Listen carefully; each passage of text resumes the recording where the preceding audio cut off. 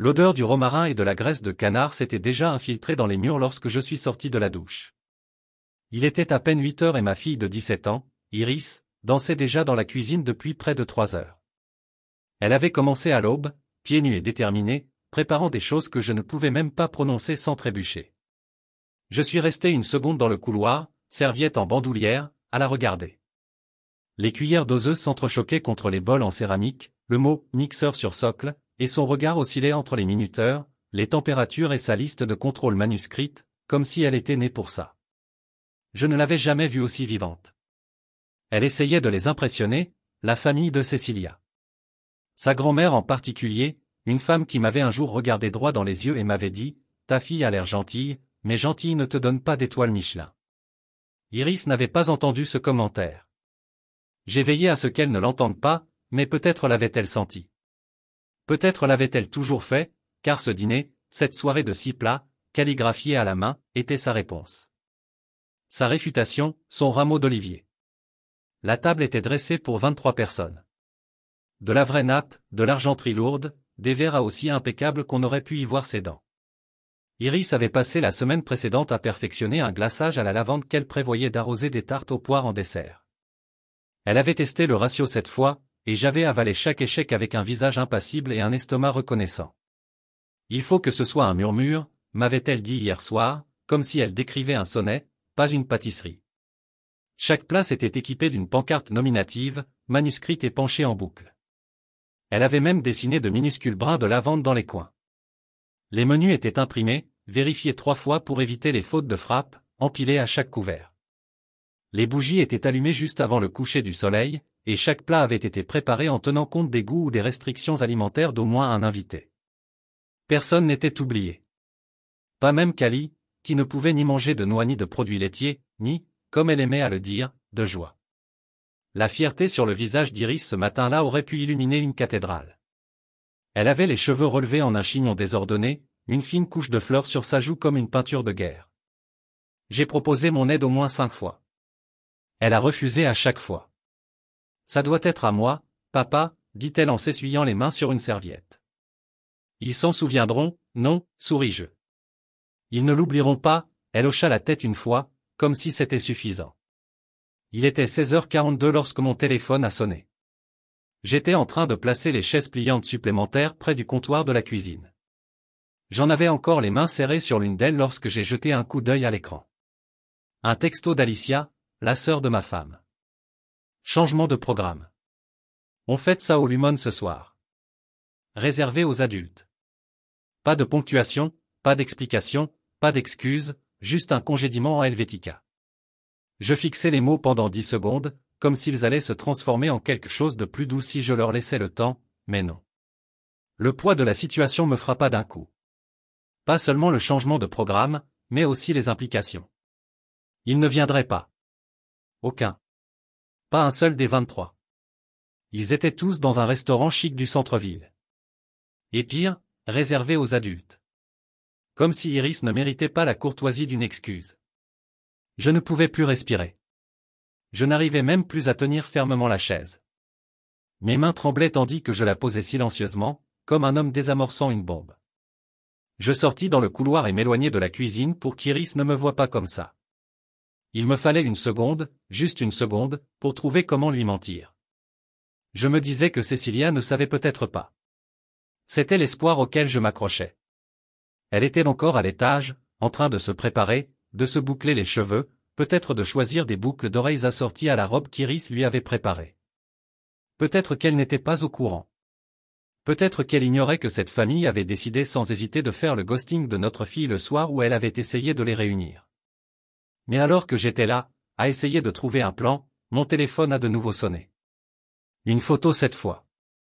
Discussion de groupe. Alicia encore. L'image était un plan grand angle de toute la fête déjà assise à une longue table chez Lumzone. Souriant, rieur. Flûte à champagne levée au milieu d'un toast. Même Cali, qui était soi-disant trop allergique au menu d'Iris, était là. Apparemment, aucune allergie à la bisque de homard et au risotto à la truffe. Iris est entrée dans le couloir en fredonnant. Son tablier était à moitié dénoué, ses joues rougies par la chaleur du four. « Dis donc, papa, Tu peux vérifier la configuration? Elle devrait être à 155. Je ne veux pas qu'elle sèche. Elle s'est arrêtée au milieu de sa phrase. Son sourire s'est estompé. Qu'est-ce qui ne va pas? J'ai essayé de glisser le téléphone dans ma poche, mais je n'ai pas été assez rapide. Elle a tendu la main. J'hésitais, mais elle me le prit doucement des mains. Ses yeux parcoururent le message, puis la photo. Elle ne parla pas. Son expression ne se crispa pas. Elle ne cria pas et ne laissa pas tomber le téléphone. Elle resta plantée là, comme si quelqu'un avait aspiré l'oxygène de la pièce. Sa lèvre trembla une fois, une seule fois. Puis elle ravala sa salive. D'accord, murmura-t-elle en se retournant. Elle retourna dans la cuisine, posa le téléphone sur le plan de travail et remua la sauce comme si de rien n'était. Elle me tournait le dos, les épaules droites. Je m'avançai. Iris, je vais bien, dit-elle. Calme. Trop calme, ma puce. Écoute, j'ai dit que je vais bien.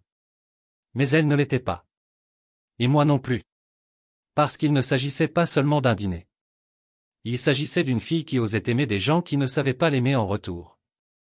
Et maintenant, j'avais le choix. La laisser servir un repas à des chaises vides et faire comme si de rien n'était, ou allumer une allumette et leur montrer exactement ce qu'ils venaient de jeter. Et je savais sans l'ombre d'un doute que je ne laisserais pas ce moment-là briser. Pas ce soir. Jamais. Je sortis de la cuisine avant qu'Iris ne voie ma main trembler. L'air était chargé d'un arôme d'ail et d'oignons caramélisés, mais soudain, il me prit une odeur de chagrin. Dès que le message arriva, la maison me parut différente, plus lourde, plus silencieuse. Je me dirigeais vers la porte d'entrée comme si j'allais quelque part. Mais ce n'était pas le cas. J'avais juste besoin de distance. De l'espace, loin des serviettes pliées et des bougies vacillantes destinées à ceux qui trinquaient déjà ailleurs. Je m'arrêtai devant l'escalier et levai les yeux. Cécilia était toujours en haut, probablement en train de se boucler les cheveux, essayant peut-être de choisir les boucles d'oreilles qu'Iris avait posées sur la commode ce matin, des boucles d'oreilles en or. Elle les complimentera, avait dit Iris. Elles sont sobres, mais élégantes, le style de grand-mère. Ma mâchoire se serra. Mon cœur battait la chamade, un étrange mélange de rage et de retenue. Je ne voulais pas croire que Cécilia savait qu'elle en faisait partie. Il fallait que je lui accorde le bénéfice du doute, pour le bien d'Iris, sinon pour le mien. J'ai pris une inspiration, j'ai ressorti mon téléphone et j'ai appelé Alicia. Je n'ai pas envoyé de message. Je voulais l'entendre. Elle a décroché à la deuxième sonnerie, la voix claire, décontractée, comme si rien n'était anormal dans cette journée. Oh, salut. Ouais, on est déjà assis. L'ambiance est parfaite ici, a-t-elle gazouillé. J'entendais des rires en arrière-plan, des couverts qui s'entrechoquaient sur la porcelaine, un bouchon qui sautait. Je n'ai rien dit. Pas au début. Puis elle a continué comme pour expliquer un léger changement d'horaire. On a juste décidé de ne faire que des adultes. Vous savez comme c'est chaotique avec autant de monde. Iris est vraiment adorable, mais on ne voulait rien risquer. C'est tout. On ne voulait rien risquer. Comme si Iris était un handicap, une variable instable. Une fissure dans leur porcelaine parfaite. J'ai raccroché avant de dire quoi que ce soit qui aurait réduit cette porcelaine en miettes. Je me tenais dans le couloir, la lumière de la salle à manger brillant derrière moi, me réchauffant le dos comme une farce cruelle. 23 chaises, 23 couverts polis, et maintenant, plus que le silence. Je m'essuyais les mains sur mon jean. Il me fallait un plan, mais je ne ressentais que de la fureur. Puis je l'entendis, le léger bourdonnement de la cuisine. Iris, elle n'avait pas encore vu la photo. Je retournai dans la cuisine juste au moment où elle vérifiait le confit de canard. Le visage rouge, le tablier taché de sauce, les yeux brillants d'attente. Ils ont dit à quelle distance ils sont, demanda-t-elle en remuant le glaçage d'un petit mouvement du poignet. J'ouvris la bouche pour mentir, mais elle regarda par-dessus mon épaule. Son regard se fixa sur le téléphone que j'avais posé sur le comptoir sans m'en rendre compte. Toujours déverrouillé, toujours illuminé par la photo du groupe. Sa main se tendit lentement vers elle. Elle ne demanda rien, elle la prit simplement. Son regard parcourut l'écran et le monde changea. La photo lui fit un effet. Pas le message, l'image. Les voir tous assis à une longue table de camelets, riant avec des flûtes de champagne en trinquant. Des visages pour lesquels elle avait passé une semaine à préparer des plats. Des visages qu'elle avait imaginé s'illuminer à la première bouchée de son risotto aux agrumes ou de son canard laqué. Elle n'a pas dit un mot. Elle n'a pas crié, ni lâché le téléphone, ni accusé qui que ce soit. Elle ne m'a même pas regardé. Elle a juste reposé le téléphone et est allée dans le garde-manger. J'ai attendu 3 secondes, puis je l'ai suivie. Elle se tenait dans un coin, enveloppée dans l'ombre, se serrant fort contre elle comme si elle essayait de retenir ce qui voulait s'échapper. Je vais le jeter, a-t-elle murmuré. Sa voix était plate, pas cassée, mais elle m'a tout de même blessé. Non, ai-je dit doucement. Elle n'a pas répondu. Je me suis rapproché, mais pas trop. Je ne voulais pas la bousculer. Ils n'ont aucune importance, ai-je dit. Elle a levé les yeux. Alors pourquoi ai-je tant essayé? Je n'avais pas de réponse qui me semblerait suffisante. En vérité, elle a essayé parce qu'elle se souciait d'autrui. Parce qu'elle croyait que les gens pouvaient être meilleurs qu'ils ne l'étaient. Parce que, même après tout cela, elle pensait encore que l'amour pouvait gagner le respect. Elle appuya la tête contre l'étagère, les yeux fermés. Ce n'est pas la nourriture, murmura-t-elle. C'est le silence. Ils ne m'ont même pas dit, ils m'ont juste effacé. Je lui ai pris la main. Elle m'a laissé la prendre. Iris, ce n'est pas de toi qu'il s'agit. Ça ne l'a jamais été. C'est d'eux qu'il s'agit. Leur mesquinerie, leur besoin de contrôler qui se sent vu. Tu leur as montré qui tu es. Ils ont choisi de ne pas regarder. Elle hocha la tête une fois, puis, de sa main libre, s'essuya le coin de l'œil avec la manche de son sweatshirt. Mais elle ne pleura pas longtemps. C'est ce qui m'a effrayé, car lorsqu'elle sortit du garde-manger, elle semblait épuisée. Ni de cuisiner, ni de passer la nuit, ni d'essayer. Son visage s'était transformé en une immobilité silencieuse et dangereuse. Je ne l'avais vue qu'une seule fois auparavant, lorsque son professeur d'art plastique au collège lui avait donné un avis favorable sur un projet sur lequel elle avait passé des semaines, et qu'Iris avait arrêté de dessiner pendant 1 an. Je l'ai regardée passer devant le canard, devant les tartelettes, et entrer dans la salle à manger.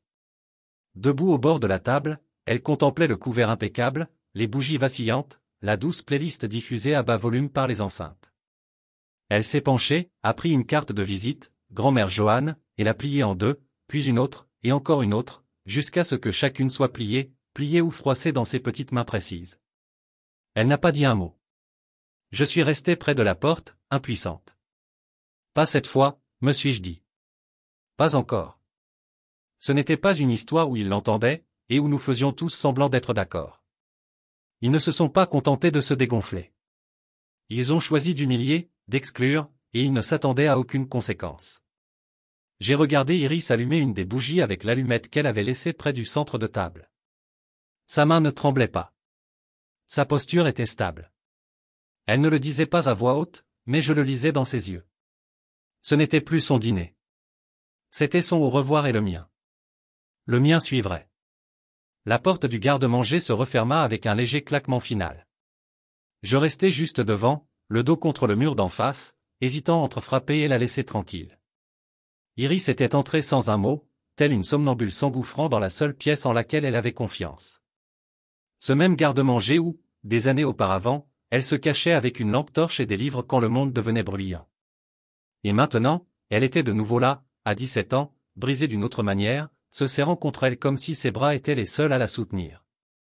J'ouvris enfin la porte, lentement et prudemment. Elle se tenait dos aux étagères, les genoux légèrement fléchis, le front appuyé contre un sac de farine à pain comme si c'était la seule chose stable qui lui restait. La lumière du couloir atteignait à peine son visage. Mais j'y voyais assez. Elle ne pleurait pas, pas vraiment. Quelques larmes, peut-être, séchèrent rapidement sur ses joues qui semblaient déjà tristes, plus dures que le chagrin. Je vais le jeter, répéta-t-elle d'une voix à peine plus forte qu'un murmure. J'entrai, laissant la porte se refermer derrière moi. L'espace se rétrécit autour de nous, empli d'épices, de vieilles soupes en conserve et du poids invisible de la déception. Tu n'es pas obligé, dis-je, même si je savais qu'elle ne parlait plus de nourriture. Elle leva vers moi des yeux qui avaient cessé de me demander la permission. Il ne mentait même pas.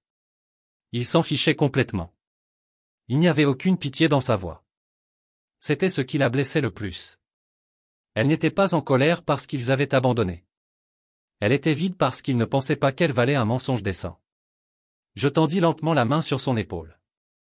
Elle ne broncha pas. Elle ne se pencha pas non plus. Elle resta plantée là, la chaleur de ma main posée sur quelqu'un qui avait été frappé par ce silence qui résonne plus fort que les mots. Tu as le droit de ressentir ça, dis-je doucement. Tu leur as tout donné. Ils ont choisi de détourner le regard. Elle n'acquiesça pas, ne secoua pas la tête. Elle prit simplement une grande inspiration, la laissant lourde dans sa poitrine. Puis, comme si ce souffle contenait tout, elle expira. Et ce faisant, quelque chose changea. Lorsqu'elle sortit du garde-manger, son visage était différent.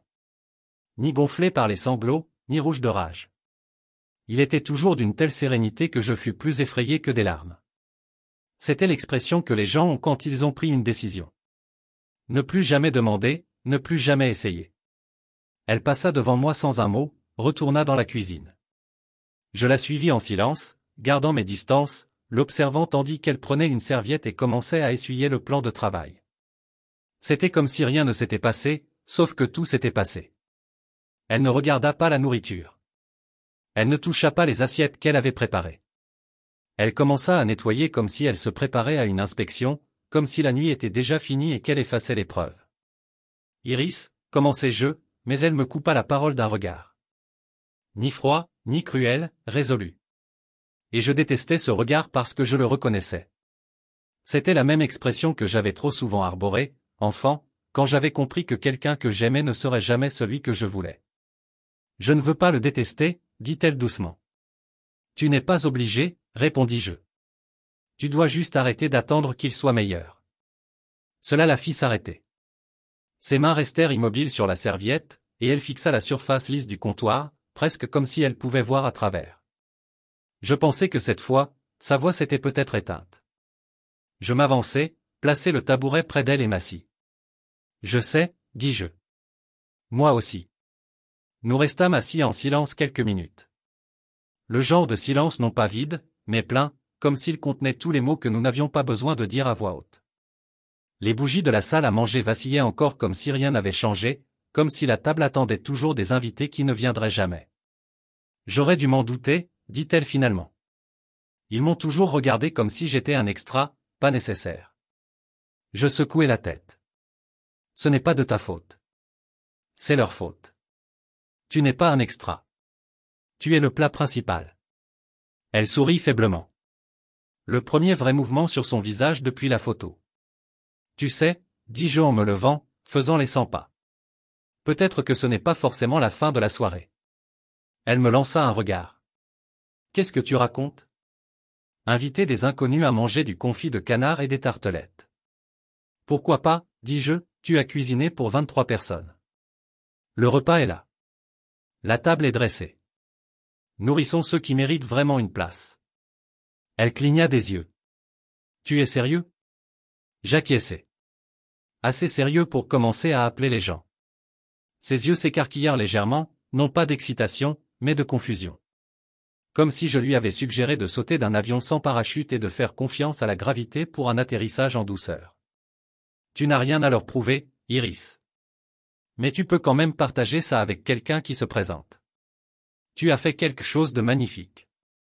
Ne laisse pas son absence gâcher tout. Elle hésita. Pendant une longue seconde, je crus qu'elle allait dire non, mais elle prit une grande inspiration et tendit la main derrière elle pour défaire le tablier, le lissant des deux mains. D'accord, dit-elle. Mais on n'utilise pas les cartes de visite. J'ai ri. Accord, tandis que je sortais mon téléphone et commençais à parcourir mes anciens contacts, mes amis de fac, mes voisins, les gens qui me devaient des services. J'ai senti quelque chose en moi s'apaiser. Ni de la résignation, ni de la défaite, mais comme le début de quelque chose. Je n'allais pas la laisser porter seule cette douleur. Je ne pouvais pas réparer la cruauté de ceux qui choisissaient de ne pas l'aimer comme elle le méritait. Mais je pouvais mettre le feu à l'illusion que nous avions jamais eu besoin d'eux. Et tandis que je regardais Iris soulever le couvercle du canard et vérifier le glaçage une dernière fois, je l'ai vue dans sa posture. Elle n'était pas brisée. Elle en avait fini avec les faux-semblants. Et maintenant, le reste de la nuit lui appartenait. Après que tout le monde soit allé se coucher, je me suis retrouvé seul dans la cuisine. L'écho des rires de tout à l'heure résonnait encore faiblement dans mes oreilles, comme un souvenir que je ne voulais pas perdre. Les nouveaux invités étaient arrivés. Ils avaient mangé, ri, complimentaient le plat d'Iris comme s'il était plaqué or, et l'avaient serré dans leurs bras comme si elle comptait. La salle à manger avait changé de direction. Un cimetière de chaises vides s'est transformé en une célébration pleine de secondes chances. Iris a retrouvé le sourire ce soir-là. Non pas le sourire enthousiaste qu'elle arborait en pensant à l'arrivée de la famille de sa mère, mais quelque chose de plus calme, de plus discret, le genre de sourire qui connaît la douleur et choisit la fierté malgré tout. Les bougies avaient fondu en flaques. Les verres à vin étaient vides, et l'air était chargé d'un parfum de romarin et d'ail rôti bien trop fort. J'essuyais la dernière assiette lorsque mon téléphone a vibré. Au début, je l'ai ignoré. Juste une autre alerte nocturne ou un message de quelqu'un. Partageant la photo d'Iris prise par Serena. Elle circulait maintenant en ligne. Mais quelque chose en moi, appelez ça l'habitude, appelez ça la terreur, m'a poussé à vérifier. C'était une notification de débit de ma carte de crédit professionnelle. 1387,15 $. Je l'ai fixé une seconde de trop. Au début, j'ai cru à une erreur, mais le lieu, Lumon, le même Lumon où ils étaient assis plus tôt dans la soirée, trinquant avec des flûtes et faisant comme si nous n'existions pas. J'ai ouvert le guichet automatique. J'ai ouvert l'application et j'ai fait défiler l'écran. C'était clair comme du cristal. Le nom de Cecilia était celui du titulaire secondaire de la carte, et cette carte avait été utilisée ce soir-là pour leur dîner, pour leur trahison. Je ne me souviens pas m'être assis, mais soudain, je me suis retrouvé sur une chaise, le téléphone sur la table devant moi comme une lame indéfendable, la mâchoire serrée, les doigts serrés en un point si serré que mes jointures ont craqué. Il n'avait pas juste cousu l'iris. Il n'avait pas juste tourné le dos à une jeune fille de 17 ans qui avait passé 3 jours à cuisiner pour eux. Non, ils utiliseraient ma carte pour le faire.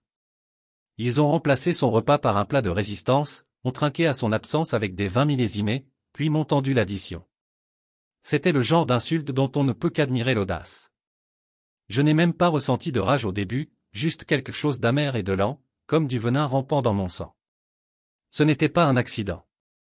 C'était délibéré. Ils l'ont effacé, et ils ont utilisé mon nom pour le faire. Je me suis reculé et j'ai laissé échapper un rire sec, le genre de rire dénué de joie. Juste de l'incrédulité et quelque chose de plus profond, de plus sombre. Ils avaient toujours été dédaigneux. Ils avaient toujours agi comme si Iris et moi étions des invités à leur table, même chez nous. Mais là, c'était la guerre. Une chaise a gratté derrière moi. Je me suis retourné pour voir Cecilia, pieds nus, enveloppée dans son peignoir, se frottant les yeux pour se débarrasser du sommeil. « Tu es encore debout ?» a-t-elle demandé, la voix groggy.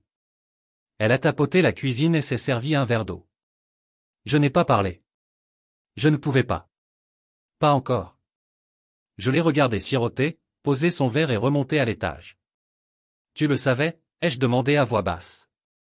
Elle a marqué une pause. Non. Quoi? J'ai brandi le téléphone. Le dîner. Lumon. La carte. Ses yeux se sont plissés dans la pénombre. De quoi parles-tu? J'ai tourné l'écran vers elle. Quelle voix? Le total, l'horodatage, le restaurant. Son visage ne changea pas tout de suite, mais quand ce fut le cas, ce n'était pas de la culpabilité. C'était plutôt une prise de conscience. Oh, dit-elle doucement. J'avais oublié que la carte était toujours liée. Je me levai. C'est ça. C'est ce qu'on dit. Elle ne me regarda pas dans les yeux. Je n'allais pas y aller au début. Alicia a dit que c'était juste une petite chose. À la dernière minute. Je ne savais pas qu'elle me facturerait. Tu y es allé, dis-je. Tu t'es assise avec eux. Tu as mangé pendant qu'Iris attendait ici avec un glaçage à la lavande et une carte de visite pour ta mère. Elle cligna des yeux, piquée par le mot « mère », plus que par tout ce que j'avais dit. Je n'avais pas prévu ça comme ça, mais tu es resté. Le silence qui suivit fut plus fort que n'importe quel cri. Elle baissa les yeux, puis les releva, mais les excuses que je voulais ne vinrent jamais. Juste des excuses en forme de regret. Je ne voulais rien faire, dit-elle. Je pensais que ce serait peut-être plus facile. Plus facile. Ce mot l'a frappé plus fort que le montant. Plus facile de trahir sa fille que d'affronter sa famille. Plus facile de se taire que de se lever. J'ai hoché lentement la tête, non pas parce que j'étais d'accord, mais parce que je comprenais quelque chose que je n'avais pas voulu affronter jusqu'à présent. Tu as fait un choix, ai-je dit. Cécilia avait l'air de vouloir protester, mais aucun mot ne vint. Juste un serrement de mâchoire et une légère expiration. Iris sait, j'ai tout dit. Elle s'est figée. Elle a vu la photo. Elle a entendu ta sœur dire que c'était trop risqué de l'inclure. Elle a plié toutes les cartes de visite. Elle n'a pas dit un mot. Pas une seule larme devant moi. Tu sais ce que ça veut dire? Cécilia n'a pas répondu. Ça veut dire que tu ne lui as pas juste brisé le cœur. Tu l'as entraînée à ne pas le montrer. Elle s'est détournée, le verre d'eau encore à moitié plein, et est partie sans un mot de plus. Je ne l'ai pas suivie. Je n'en avais pas besoin. Je suis retourné à la table et j'ai ouvert mon ordinateur portable. J'ai ouvert le portail bancaire et je l'ai retiré comme titulaire de carte. C'était la partie facile. Puis j'ai ouvert une autre fenêtre, j'ai tapé un message à notre comptable pour signaler la transaction et me faire parvenir le détail. Je ne faisais pas que supprimer le débit. Je le documentais. Ce n'était pas une question d'argent. C'était une question de capital. Je regardais par la fenêtre, le clair de lune coupant l'herbe et les lignes argentées. Quelque part à l'étage, Iris dormait peut-être. Ou peut-être était-elle allongée dans son lit, les yeux rivés au plafond, à réfléchir à des moyens de faire moins de bruit la prochaine fois pour que ça fasse moins mal. Non, pas encore. Il pensait pouvoir s'en tirer. Il pensait que je jouerais le jeu. Il pensait m'excuser, arranger les choses, porter le poids de leur cruauté comme un majordome dans la maison de quelqu'un d'autre. Pas cette fois. Ce n'était pas une autre histoire de ce genre. Il n'allait pas l'humilier et passer à autre chose. Pas après ce qu'ils avaient fait. Ce n'était pas une simple trahison. C'était un reçu. Et j'avais bien l'intention de leur rendre l'appareil. Je n'ai pas dormi de la nuit. Pas vraiment. J'étais allongé dans mon lit, les yeux rivés au plafond, l'esprit en ébullition, même si mon corps restait immobile. Seul le léger bourdonnement du réfrigérateur en bas et le craquement occasionnel du vieux plancher qui bougeait sous le poids du temps et des souvenirs troublaient le silence. Je revoyais sans cesse son visage, la façon dont Iris avait plié ses cartes de visite une à une avec un calme dévastateur. Comment elle avait cuisiné une symphonie entière pour que le public prévu disparaisse sans applaudissements. Je ne voulais pas qu'elle se réveille et se souvienne de la nuit comme d'une chose qui s'était effondrée sous eux. Je voulais qu'elle se réveille et voie autre chose, quelque chose de mieux construit à sa place. À 6h07, je me suis levé. La maison était encore sombre, encore lourde de la fumée de la trahison, mais je m'y déplaçais silencieusement comme si j'avais une mission. J'ai préparé du café, puis je l'ai versé dans la tasse. Iris m'avait fait en 5e. Poignée inégale, bord ébréché. Dièse un papa. Écrit en émail bleu taché. J'ai siroté une gorgée devant la porte coulissante, regardant la lumière matinale s'étendre sur notre jardin, et j'ai pris ma décision. Il ne voulait pas de sa nourriture. D'accord. Mais quelqu'un, si. J'ai pris mon téléphone et j'ai commencé à composer le numéro. De vieux amis, des voisins, tous ceux qui avaient mangé sa cuisine et râlé, incrédules, devant la complexité de ses plats à 17 ans. Des gens à qui je n'avais pas parlé depuis des années ont reçu un appel. Je n'ai pas expliqué la situation, j'ai juste dit, ma fille a cuisiné pour 23 personnes. Ils ont abandonné. Il y a du confit de canard, du risotto aux agrumes, des tartelettes aux poires glacées à la lavande. Venez affamer. La plupart n'ont pas hésité. Milo, un père célibataire de l'ancienne école d'Iris, a dit, je te dois 2 services.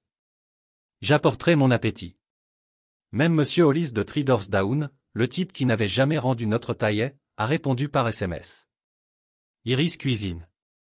Dites-moi.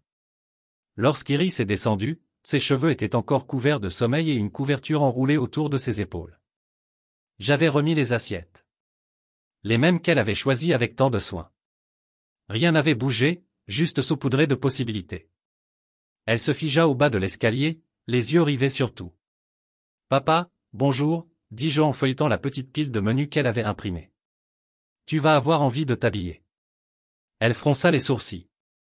Pourquoi? Je souris. Parce que des gens arrivent. Des gens attentionnés. Des gens qui se présentent. Elle cligna des yeux, n'y croyant toujours pas. Pas par sympathie, ajoutai-je. Pour ta nourriture.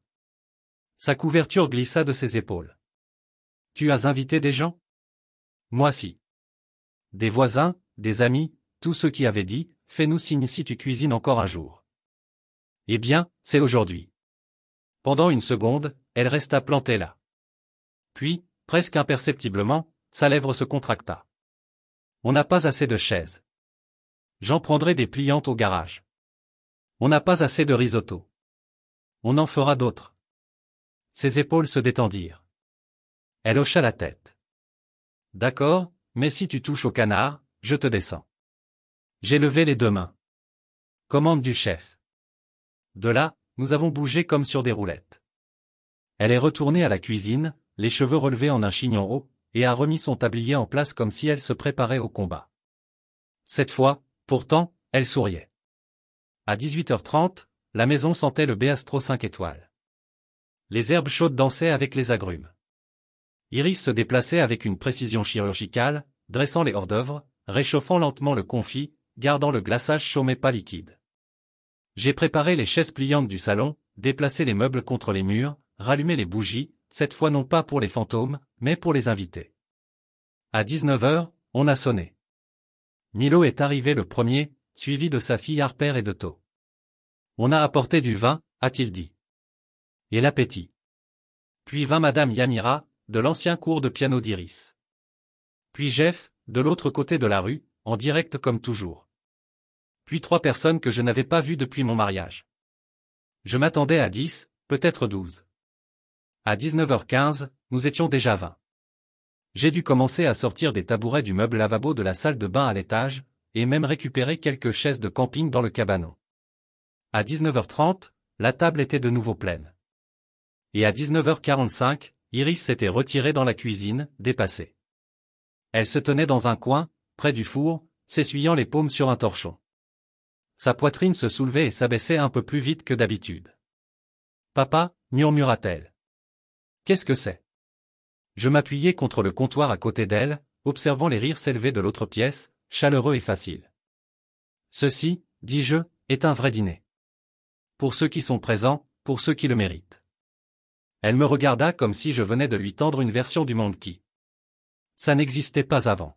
« Dois-je parler à tout le monde » demanda-t-elle. « Non, il faut juste être soi-même. » Elle prit une grande inspiration. Puis elle prit l'assiette de canard et se dirigea vers la table.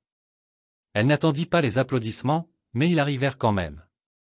Les gens applaudirent bruyamment et sincèrement, comme s'ils savaient déjà ce qu'elle avait traversé et la remerciaient de l'avoir traversé avec grâce. Je me tenais au bord de la cuisine, la regardant passer d'une place à l'autre. Elle ne dit pas grand-chose. Elle se contenta de sourire, de hocher la tête quand on complimentait les saveurs, de rire quand la fille de Milo dit qu'elle voulait en manger pour toujours, et de rougir quand Jeff la surnommait la prochaine reine des cuisines d'Asheville lors de sa diffusion en direct. Au dessert, elle avait arrêté de regarder par-dessus son épaule. Elle n'attendait pas que quelqu'un gâche tout. Elle était juste présente. Nous avons servi les tartelettes en dernier. Le glaçage à la lavande scintillait sous la douce lumière comme un joyau. Iris prit son temps pour les dresser. 3 tartelettes par assiette, chacune délicatement disposée comme une couronne. Dès que la première atterrit devant Serena. Ing, la journaliste culinaire amie d'une amie, je savais que nous n'étions plus dans notre cuisine. Nous étions dans autre chose. Serena prit une bouchée, puis une autre, puis posa sa fourchette et fixa Iris du regard. « Ta fille » dit-elle en se tournant vers moi. « Elle est cuisinière à domicile, non ? C'est un prodige. » Iris entendit, mais ne réagit pas immédiatement. Elle se figea, incertaine d'avoir bien entendu. Puis Serena sortit son téléphone. « Puis-je » demanda-t-elle. Iris hésita. « Juste une photo » ajouta Serena. « Tu mérites d'être vue. » Je regardai Iris entrer dans la lumière, son tablier toujours noué, une trace de vernis sur la joue, les cheveux dénoués par la chaleur et le mouvement. Elle ne posa pas. Elle ne fit pas de spectacle. Elle resta là, silencieuse, tremblante, fière. L'appareil photo déclencha. Et dans cet éclair, tout changea. Lorsque Serena demanda à prendre la photo d'Iris, le temps sembla s'arrêter un instant. Iris avait hésité, les doigts encore maculés de glaçage lavande, son tablier lui collant à la peau comme une armure qu'elle n'était pas sûre d'avoir méritée. Ses joues étaient rouges, non pas de vanité, mais de la douleur d'avoir passé des jours à espérer être vue. Et soudain, dans le silence de notre salon, elle l'était enfin. Le déclencheur claqua un seul clic. Ce seul son avait plus de poids que tout le silence que nous avions enduré la nuit précédente. Serena ne demandait ni pause ni angle. Elle captait simplement ce qui était là. Ma fille debout dans sa cuisine, les épaules carrées, le regard doux, mais illuminé par quelque chose qu'elle n'avait pas porté depuis des mois. La foi. Iris ne se précipita pas dans la cuisine. Elle ne se réfugia pas dans l'ombre comme elle le faisait habituellement après les compliments. Elle resta immobile un instant de plus, laissant les gens finir leur bouchée, laissant la chaleur de la pièce s'installer en elle. Serena la remercia à nouveau, puis se tourna vers moi. « Je ne sais pas si vous réalisez ce qu'elle a fait, » a-t-elle dit, baissant la voix. « Ce n'est pas un bon repas. C'est un moment. » Je savais ce qu'elle voulait dire. Certains dîners ont rempli votre estomac. D'autres ont rempli quelque chose de plus profond, quelque chose que les gens se souvenaient. C'était l'un de ceux-ci. Après le départ de Serino, d'autres invités sont restés derrière, aidant avec la vaisselle, les chaises pliantes et les restes d'emballage dans des conteneurs pour lesquels nous n'avions pas préparé parce que nous ne nous attendions pas à un deuxième acte. Iris était assise dans les escaliers pendant que j'avais empilé des plaques nettoyées à côté de l'évier. Elle a regardé la pièce comme quelqu'un en surveillant un terrain qu'ils viennent de gagner. Pas par conquête, mais survivante. Elle a pris une photo de moi, dit doucement Iris. Elle l'a fait, j'ai répondu, parce qu'elle a vu ce que nous savons déjà. Elle m'a regardé. Pensez-vous que quelqu'un d'autre le verra?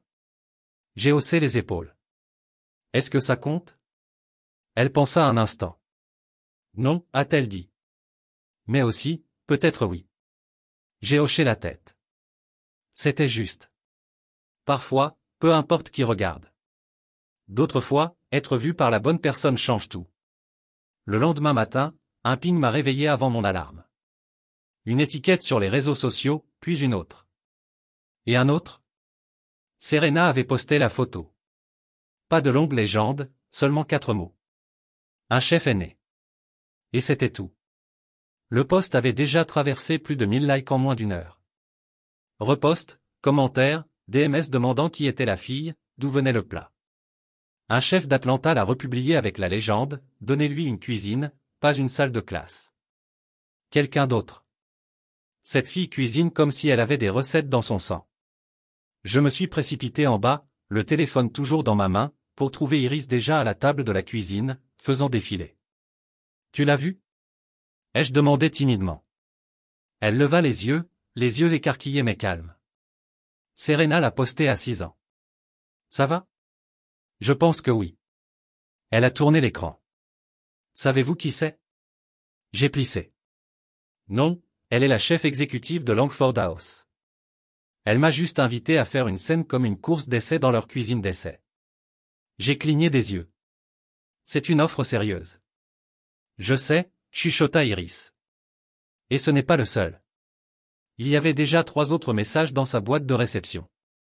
L'une provenait d'une entreprise de restauration locale lui demandant si elle envisageait jamais de faire de petits événements. Un autre provenait d'un organisme à but non lucratif qui dirigeait des programmes d'été culinaire pour les adolescents. Et puis il y avait un message qui vient de lire, nous serions ravis de vous interviewer sur ce qui s'est passé. Vous n'avez pas à nommer des noms, mais votre histoire, elle mérite d'être entendue. Iris n'a répondu à aucun d'eux tout de suite. Elle était juste assise là à faire défiler comme si toucher l'attention trop rapidement pourrait la casser. J'ai préparé le petit déjeuner, mais elle a à peine touché sa nourriture. Vous n'avez pas à faire quoi que ce soit que vous ne voulez pas. J'ai dit, vous êtes en contrôle ici. Elle hocha la tête. Je sais. Je ne m'attendais pas à ce que cela se sente comme ça. Comme quoi? Elle y réfléchit comme si j'allais à des gens qui ne m'ont jamais rencontré. J'ai souri. C'est parce que vous le faites. Vers midi, Cecilia est descendue. Elle n'avait pas dit grand-chose depuis l'incident de la carte. Nous nous étions passés dans le couloir, partagé quelques mots sur la lessive et l'épicerie, mais il y avait une tension entre nous maintenant, quelque chose de plus froid que le silence et plus lourd que la colère. Elle est entrée dans la cuisine, a vu Iris faire défiler et a regardé mon téléphone s'allumant toujours avec des alertes. Elle est en ligne? Demanda Cecilia. Iris leva les yeux brièvement. Tu veux dire moi? Ouais, ça va avec toi. La netteté dans sa voix était nouvelle. Je ne l'ai pas arrêtée. Cécilia n'a pas répondu. Elle regarda autour de la cuisine comme si elle essayait de trouver quelque chose de familier. Puis sans un mot, elle s'est versée de café et a quitté la pièce. Iris la regarda partir. Elle n'a même pas dit désolé. Je sais. Et elle ne le fera pas. Je soupirai. Probablement pas. Iris haussa les épaules, mais ce n'était pas un geste désinvolte. C'était une décision. Elle se tourna vers son téléphone et tapota une courte réponse à l'une des offres. Justin. Elle a ensuite verrouillé l'écran et a glissé le téléphone. Je n'ai rien dit. Elle n'avait pas besoin d'un discours. Plus tard dans l'après-midi, Serena m'a envoyé un texto directement.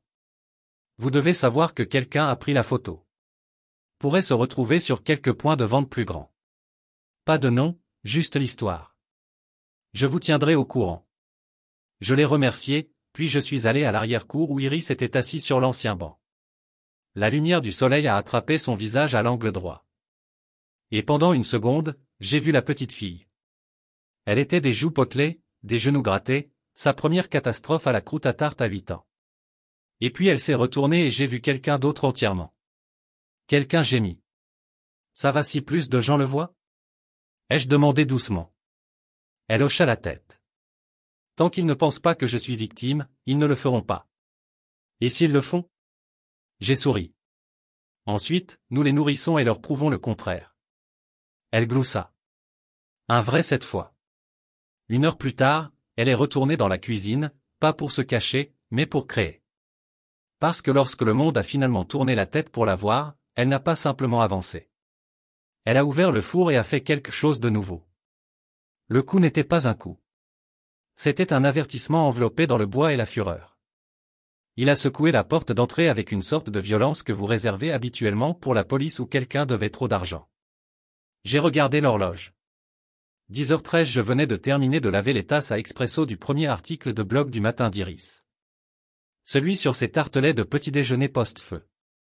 La légende avait lu, les ponts brûlants font un meilleur allumage. Ma fille, aiguisée comme toujours, calme comme une lame. La porte secoua à nouveau. Iris leva les yeux de la table de la cuisine où elle esquissait une nouvelle idée de menu. Attendons-nous quelqu'un? Demanda-t-elle, des sourcils. Circuit. Au moment où les gens ont commencé à connecter des points, même sans nom. Lorsque j'ai ouvert la porte, ce n'était pas une confrontation. C'était une tempête. Les parents de Cécilia se tenaient là, Johan et Raymond, flanqués d'Alicia, ma belle-sœur. Tous portant les mêmes expressions tendues qui pratiquaient un mélange de préoccupation et de condamnation. Ils n'ont même pas attendu une invitation.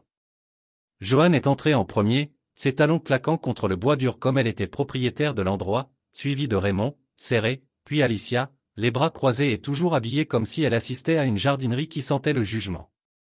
Vous devez résoudre ce problème. Johan claqua avant même que la porte ne clique. Cécilia est apparue en haut des escaliers, les yeux toujours gonflés de la nuit précédente. Elle n'avait pas dit grand-chose car la photo d'Iris est devenue virale. Ne s'était pas défendue. N'avait pas essayé de réécrire l'histoire. J'avais supposé que son silence était de la culpabilité. Mais maintenant, j'ai vu autre chose. Épuisement. Alicia s'avança, agitant son téléphone en l'air comme un badge. Comprenez-vous ce que vous avez fait à notre réputation? Les gens appellent.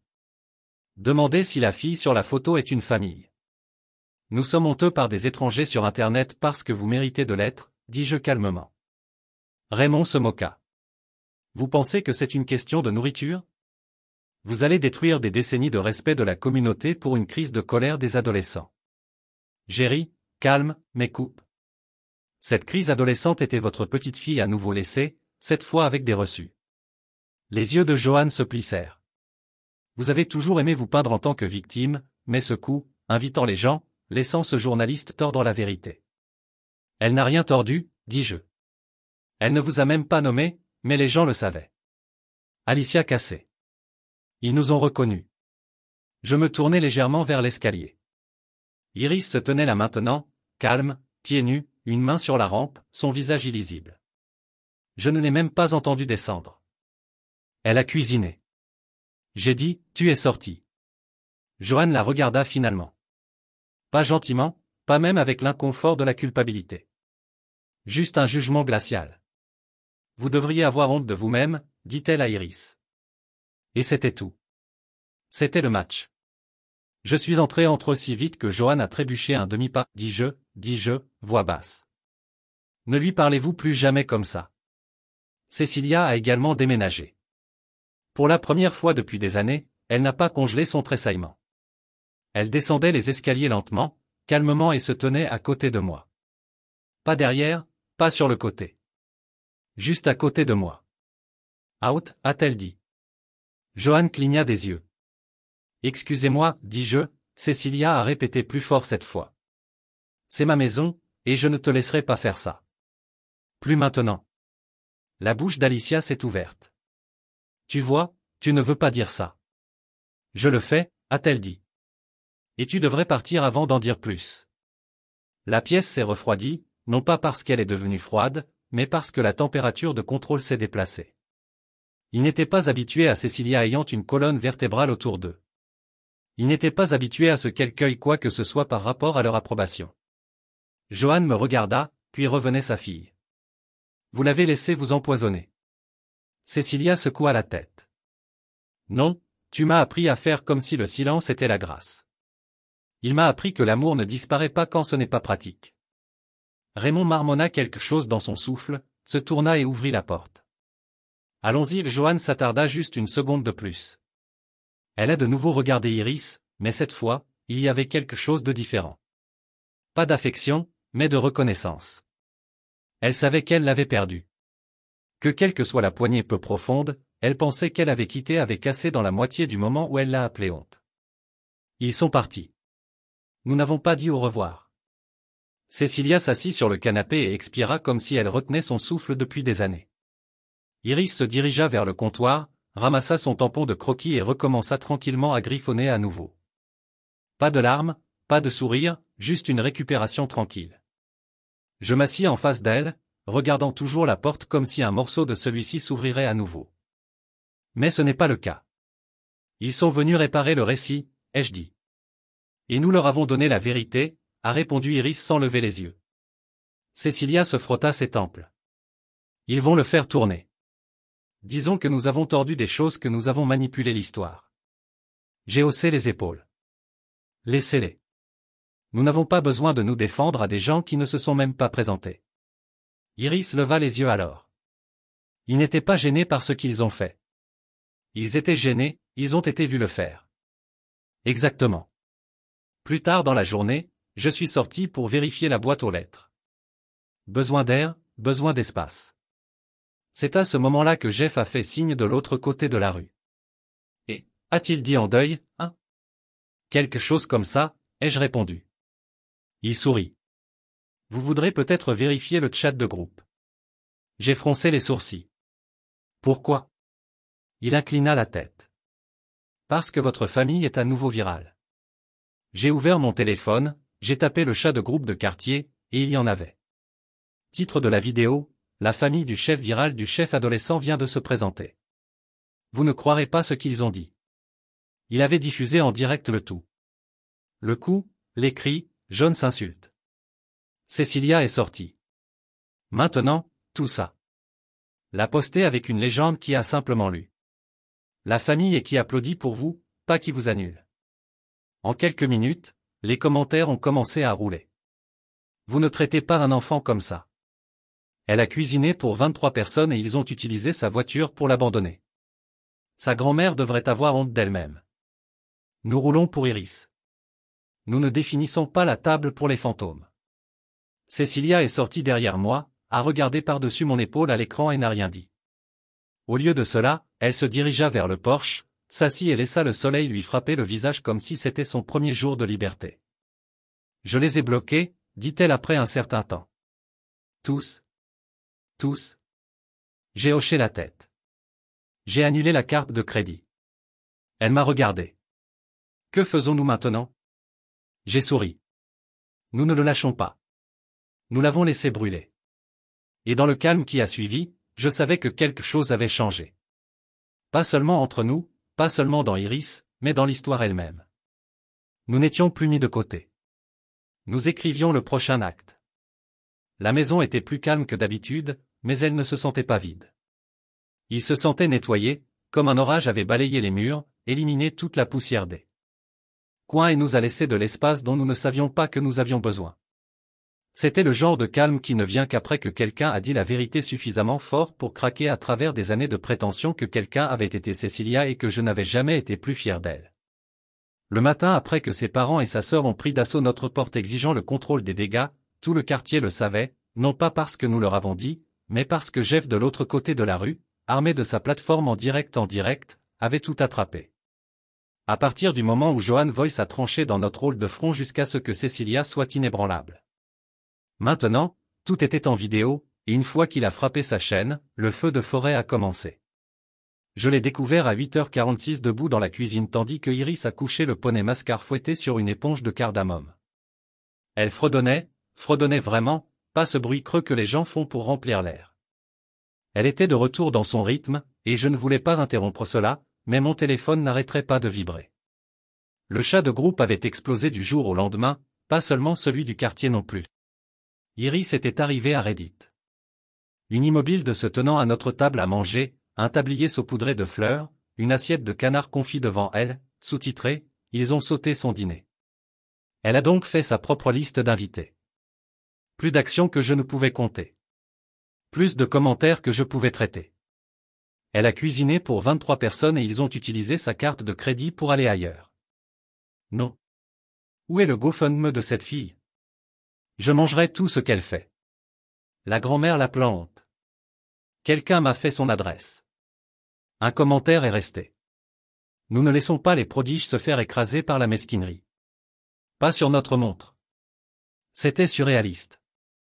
Cecilia est descendue vers 9h, les cheveux attachés, une posture différente dans ses épaules.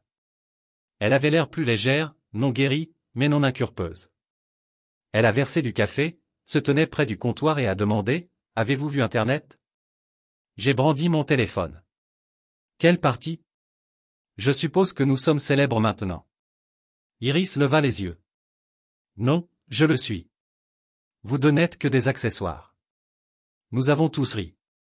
Ce rire signifiait quelque chose. Parce que pour la première fois depuis longtemps, nous ne faisons pas semblant. Plus tard dans l'après-midi, un colis est arrivé. Je pensais que c'était une commande tardive d'Amazon jusqu'à ce que je voie l'étiquette de retour. École culinaire de Langford House. À l'intérieur se trouvait une carte manuscrite, 3 brochures et un manteau de chef blanc croustillant avec le nom d'Iris brodé dans la marine à travers la poitrine. Pas de lettres de formulaire, pas d'instructions, seulement 5 mots et en boucle cursive. Lorsque vous êtes prêt, venez cuisiner. Elle n'a rien dit quand elle l'a ouvert. Je viens de presser son pouce vers le nom brodé, comme toucher la preuve de quelque chose qui n'avait pas semblé réel jusqu'à présent. Puis elle l'a plissé soigneusement et l'a placé à l'intérieur de la boîte. Que pensez-vous? J'ai demandé. Je pense qu'ils vont tout voir maintenant, a-t-elle déclaré. Est-ce une mauvaise chose? Elle leva les yeux. Non, mais je n'y suis pas habitué. Cette nuit-là, nous avons commandé de la pizza. Pas parce que nous étions fatigués de la nourriture d'Iris. Dieu, non. Mais parce que nous voulions quelque chose de stupide, gras et réconfortant, quelque chose qui ne nécessitait pas de plaquage ou de garniture, nous avons mangé sur le canapé avec nos pieds sur la table comme des adolescents, la télévision jouant à de vieilles compétitions de cuisine. Iris a maintenant regardé différemment. Elle avait l'habitude d'encourager les concurrents les plus flashy. Maintenant, elle a regardé les calmes, ceux qui l'ont joué comme c'était de la poésie et n'ont jamais tressailli lorsque les juges ont haussé un sourcil. Juste après minuit, la vidéo a atteint 1 million de vues. Je l'ai vue d'abord. Jeff m'a envoyé un texto avec une capture d'écran. Nous avons fait la première page. Bro, j'espère que tu es cool d'être le père le plus protecteur d'Asheville. Cecilia et moi nous sommes tenus dans la cuisine en lisant comment commençait tandis qu'Iris a terminé un article de blog pour la nuit. Les mots que les gens ont laissés n'étaient pas des éloges superficiels. C'étaient des investissements émotionnels. Les gens ont partagé leurs propres histoires, leurs propres blessures familiales, leur propre version d'une table dans laquelle ils n'ont jamais été les bienvenus. Une femme a écrit « Ma mère n'est jamais venue à mon récital de piano. J'ai arrêté de jouer pendant des années. Regardez votre fille cuisiner à ramener quelque chose que je ne savais pas que j'avais perdu. » Un autre « Je travaille dans les médias culinaires. Iris a quelque chose que vous ne pouvez pas enseigner. Graisse sous la trahison. Si jamais elle veut parler, j'écoute. Nous n'avons répondu à aucun d'entre eux. Pas encore. Il était sacré, comme le silence après un plat parfait atterri sur la table. Vous ne cassez pas cela avec le bruit. Vous l'avez laissé s'attarder. Le lendemain, les nouvelles locales ont appelé. Ils voulaient une interview. Cecilia a dit non immédiatement. Nous ne sommes pas un spectacle, leur a-t-elle dit. Iris y réfléchit plus longtemps. Peut-être pas maintenant, a-t-elle dit. Mais un jour. Puis vinrent les messages d'excuses. D'abord des cousins éloignés, puis de deux tantes qui ne s'étaient pas présentées au dîner d'origine, mais qui étaient soudainement si fières d'elle. Johan n'a rien dit. Raymond non plus. Alicia a envoyé une note vocale. Je ne voulais pas dire que ça va comme ça. Il est devenu incontrôlable. Tu sais comment est maman. Iris est évidemment talentueux, mais nous ne pensons tout simplement pas. Quoi qu'il en soit, désolé, ça a explosé. Nous avons joué le message sur le haut-parleur. Ensuite, Iris l'a supprimé sans répondre. Je ne suis pas folle, a-t-elle dit. J'ai juste fini. Cecilia n'a pas pleuré, mais elle hocha la tête, les yeux vitreux. C'est juste. Cette nuit-là, Iris a posté une photo du manteau du chef. Aucune légende, juste l'image. Il n'avait pas besoin de mots. Les commentaires se sont affaiblis. Ensuite, quelque chose s'est produit pour lequel je n'étais pas préparé. Un parent que je ne connaissais pas a tendu la main grâce au formulaire de contact de mon site web. J'avais depuis longtemps cessé de maintenir le site personnel que j'ai construit pendant mes jours de conseil, mais le formulaire a toujours fonctionné. Le message disait « Salut, ma fille veut être chef ». Elle a vu la photo d'Iris et a pleuré, pas par tristesse, mais parce qu'elle a finalement vu quelqu'un comme elle était prise au sérieux. Veuillez lui dire merci. Je l'ai transmis à Iris. Elle l'a lu 2 fois, puis a ouvert son journal, le même qu'elle avait l'habitude de planifier le menu qui a commencé tout cela, et a griffonné quelque chose. Quand j'ai jeté un coup d'œil plus tard, j'ai vu une tête en haut de la page, pas seulement le dîner, une table pour tout le monde. La page était vide en dessous, mais je savais qu'elle le remplirait. Les prochains jours ont été un flou d'activités, de courriels, d'invitations. Une boulangerie au centre-ville lui a offert une journée de cuisson des invités. Un programme local des arts culinaires voulait qu'elle visite et parle à leurs étudiants. Chaque opportunité se sentait surréaliste, mais elle l'a gérée comme si elle s'était préparée à cela toute sa vie. Je lui ai demandé une fois tranquillement si elle avait l'impression de gagner. Elle a dit, « Je ne sais pas si je gagne, mais je ne suis plus invisible. » Cette ligne est restée avec moi parce que c'est de cela qu'il s'agissait vraiment. Pas de vengeance, pas de la renommée virale, pas même de la nourriture. Il s'agissait d'être vu. Vraiment vu. Non pas par l'objectif de l'obligation ou du statut ou de la hiérarchie familiale, mais à travers la lentille de la création, de l'effort, du cœur. Cecilia a commencé à la rejoindre davantage dans la cuisine. Elle n'a pas demandé le pardon, et Iris ne l'a pas offert carrément, mais il se passait quelque chose entre eux, quelque chose de fragile et réel. Je les ai vus un soir en train de peler des paires ensemble dans un rythme. Iris a passé le couteau. Cecilia a essuyé le comptoir. Pas de mots, mais ils construisaient quelque chose de nouveau, quelque chose sans fantôme. Je me suis tenu en arrière et je les regardais se dérouler. Et je pensais que c'est comme ça que ça aurait dû être toujours. Pas de performance, pas d'approbation, juste de présence. À la fin de la semaine, le hashtag a ralenti. Le cycle de nouvelles a roulé, mais l'impact a persisté. Iris n'était plus seulement la fille de la photo. C'était la fille qui a pris ce qui l'a cassé et l'a revenu. Chaud, plaqué et inoubliable. Et dans la maison, ils ont essayé une fois de la faire honte, elle a créé quelque chose de mieux. Pas de vengeance, pas de dépit, juste la preuve que l'amour, lorsqu'il est concentré et féroce, peut remplir chaque siège qu'il laisse vide. La maison sentait à nouveau le romarin, mais cette fois, il n'y avait pas de tension s'accrochant au mur. Pas de table pour des personnes qui ne se présenteraient pas. Aucune assiette n'attendant des fantômes, juste Iris debout pieds nus sur un tabouret, suscitant une réduction avec la même focalisation silencieuse qu'elle avait la nuit, tout s'est défaisé. Dans la nuit, tout s'est remis ensemble. L'article a chuté il y a 48 heures. Burn offrant. Comment un adolescent chef a nourri 23 étrangers et a déclenché un mouvement. Sharina Ing n'a utilisé aucun nom réel, mais cela n'avait pas d'importance. Quiconque comptait savait exactement de qui elle parlait. L'histoire a frappé fort. Pas parce que c'était dramatique ou flashy. Ce n'était pas le cas. C'était honnête. Un récit silencieux d'une fille qui cuisinait avec intention, a été oublié avec précision et s'est levé sans demander la permission. Serena a décrit les agrumes d'iris risotto comme brillants et audacieux avec un courant de tristesse, comme un adieu écrit en zeste de citron. Cette ligne seule avait été citée plus de 10 000 fois. À la fin de la première journée, les blogs culinaires le republiaient. Au deuxième jour, l'école culinaire a commencé à appeler. Au troisième jour, la boîte de réception de mail d'Iris avait besoin de son propre assistant. Cécilia a lu l'article au lit 2 fois. Elle n'a pas pleuré la première fois, elle a pleuré la seconde. Puis elle a plié la couverture de la tablette fermée et a chuchoté, « Ils ne la mériteront jamais ». Je n'ai pas répondu parce qu'elle n'en cherchait pas.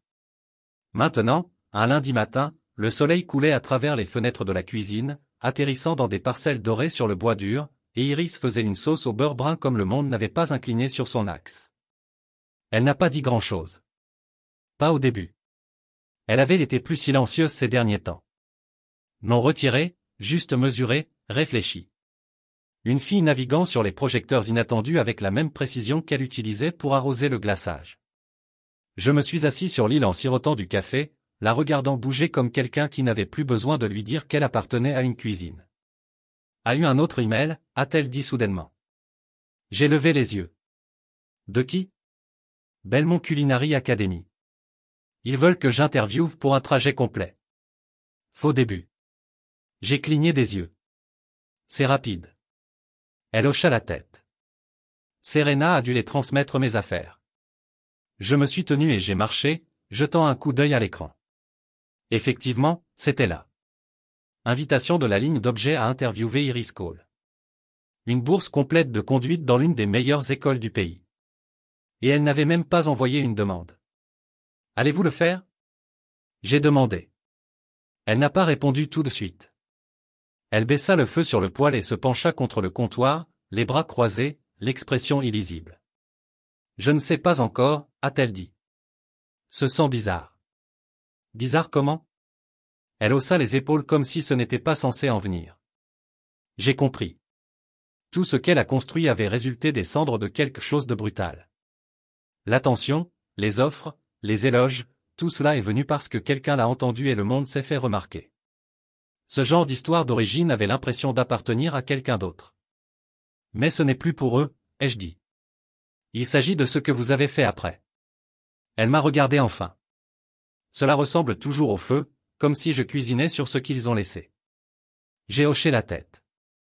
Peut-être, mais le feu est la façon dont nous cuisinons tout ce qui vaut la peine d'être mangé. Elle sourit. Petit mais réel.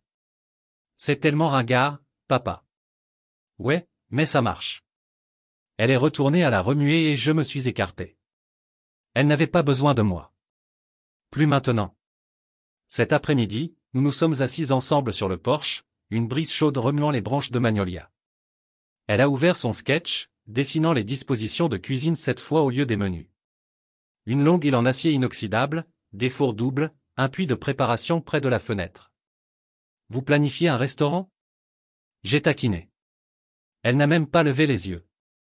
Peut-être qu'un jour, elle avait toujours eu un instinct pour les espaces, pour la façon dont les choses devraient bouger. Même lorsqu'elle était petite, elle réorganisait la grille d'épices en fonction de la fréquence de cuisson. À l'époque, nous pensions que c'était excentrique. Maintenant, je savais que c'était la pensée du design. Comment? L'appelleriez-vous? J'ai demandé. Cela l'a fait s'arrêter. Elle a tapé son crayon contre le papier, puis a écrit quelque chose en haut du croquis. Tous les casquettes? Pas de sous-title. Simple, dis-je. Strong, elle a hoché la tête. Ce serait le mien. Cette nuit-là, elle a cuisiné pour nous trois. Quelque chose qu'elle n'avait pas fait depuis un moment. Ce n'était pas fantaisie. C'était intentionnel. C'est présenté. Cette semaine. Enveloppée de Langford House, les cheveux attachés, pas de maquillage, juste elle et la caméra. J'ai regardé du couloir, faisant semblant de ranger la bibliothèque en écoutant secrètement. Ils lui ont posé des questions sur les ingrédients, sur l'influence, sur la façon dont elle gérerait la critique dans un environnement à haute pression. Ses réponses étaient réfléchies, intelligentes, sans vergogne. Ensuite, la dernière question est venue, que pensez-vous que la nourriture est? Elle s'arrêta juste une seconde. Elle a ensuite dit, la nourriture est la preuve que j'ai essayé, que je me souciais, que je croyais que quelqu'un se présenterait. Et s'ils ne l'ont pas fait, au moins je faisais encore quelque chose de beau. La femme conduisant l'interview s'est assise là. Ensuite, elle a souri et a dit, c'est peut-être la meilleure réponse que j'ai jamais entendue. Je n'ai pas soutenu, souriant. 2 jours plus tard, la lettre d'acceptation est venue. Elle n'a pas crié quand elle l'a lue. Gâteau. C'était cette tarte aux poires. Celui que vous avez plaqué même après qu'il n'ait pas montré. Elle a pensé à cela. Oui, c'est peut-être le point. Vous commencez par la chose qu'ils ont essayé d'effacer. Le lendemain matin, elle a rédigé son premier article de blog sous le nom rebaptisé « Iris ». Plaque, page épreuve. Je ne joue plus pour des applaudissements. Je joue parce que quelqu'un attend de se sentir vu, et il mérite plus que le silence. Nous n'avons pas dit un mot, juste tenu la main. Le passé n'avait pas disparu. La famille pour laquelle elle cuisinait existait toujours en arrière-plan. Silencieux maintenant, en regardant peut-être de la ligne de touche, prétendant peut-être que cela ne s'est jamais produit. Mais nous ne parlions plus leur nom. Parce que le silence, lorsqu'il est choisi, peut être la puissance. Iris n'a jamais répondu à leurs excuses parce qu'ils n'en ont jamais envoyé un. Et c'était la fermeture dont nous avions besoin. Cela fait 1 an, 12 mois depuis le glaçage de la lavande. Depuis les cartes de non pliées qui n'ont jamais été lues, Karl Duck confie s'est refroidi dans sa casserole, tandis que les mains de 17 ans ont appris à quelle vitesse l'amour pouvait disparaître alors qu'elle n'était pas pratique car la porte a tremblé de demandes, et que le silence s'est installé par la suite comme de la poussière, nous ne voulions pas balayer trop rapidement.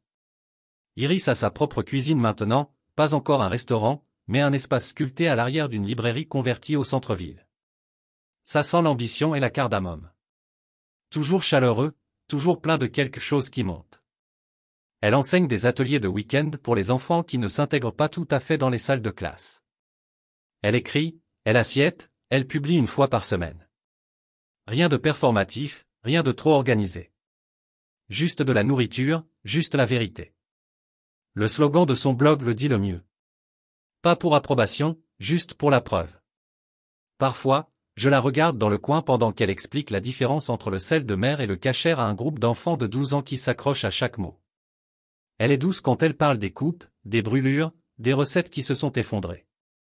Elle leur laisse voir le désordre, pas seulement le chef-d'œuvre. Et en retour, ils lui font confiance. Dans son studio, il y a une photo encadrée sur le mur. Ce n'est pas de la nourriture. Pas le canard ou la sauce au beurre brun ou même que Serena Ing a autrefois appelé une révélation en silence. Non, c'est la photo de cette nuit. Celui que Jeff a pris juste après le dessert. Iris debout dans son tablier. Des larmes prises derrière un sourire. La salle à manger brillait derrière elle avec des gens qui n'avaient pas l'intention de se présenter mais l'ont fait. Des gens qui ont applaudi, qui sont restés, qui ont goûté ce qu'elle avait fait et en a demandé plus. Elle m'a dit plus tard pourquoi elle avait choisi celle-là parce que c'était le moment où je me suis rendu compte que je n'avais pas besoin de leur autorisation. Cécilia n'a pas parlé à sa sœur depuis. Elle ne mentionne plus ses parents et je ne le fais plus non plus. La dernière que j'ai entendue, ils se sont déplacés dans un endroit petit, quelque part silencieux. Dit qu'ils avaient besoin de paix. C'est bien. Nous avions aussi besoin de paix. Nous venons de gagner le nôtre. Certaines nuits, nous nous réunissons sur le porche, nous 3, les plaques de passage et les histoires. Pas de bougies, pas de cartes de place, juste des assiettes et des cadeaux. Irish plaisante que nous devrions ouvrir un minuscule club de dîner et assis seulement 4. Si quelqu'un ne se montre pas, dit-elle, nous ne les remplaçons pas. Nous mangeons juste de plus grandes portions. Je ris à chaque fois, mais je sais ce qu'elle veut dire. Elle ne lui demande plus. Pas parce qu'elle est amère, parce qu'elle est occupée, parce qu'elle construit. Parce que lorsque vous passez votre vie à mettre une table pour les personnes qui portent des mains vides et un jugement lourd, cela ressemble à de la liberté de s'associer enfin à vous-même. La dernière fois que quelqu'un a élevé l'incident, Irish a juste haussé les épaules. C'était une recette qui a mal tourné. Je cuisine toujours et c'est tout. Vraiment, pas la vengeance. Pas la réconciliation. Juste une fille qui la connaissait valait la minute, Elle n'a pas été reflétée et a décidé quel serait le miroir à la place. Est-ce que je regrette comment je l'ai géré? Non. Pas le silence, pas la confrontation, pas les conséquences virales. Parce que lorsque vous choisissez votre enfant plutôt que la tradition, la politesse, les liens de famille performatifs, vous ne perdez pas une famille, vous en construisez une meilleure. Et chaque repas depuis que c'est réel. Pas de fantômes, pas d'espace réservé, juste des gens qui ont faim et quittent.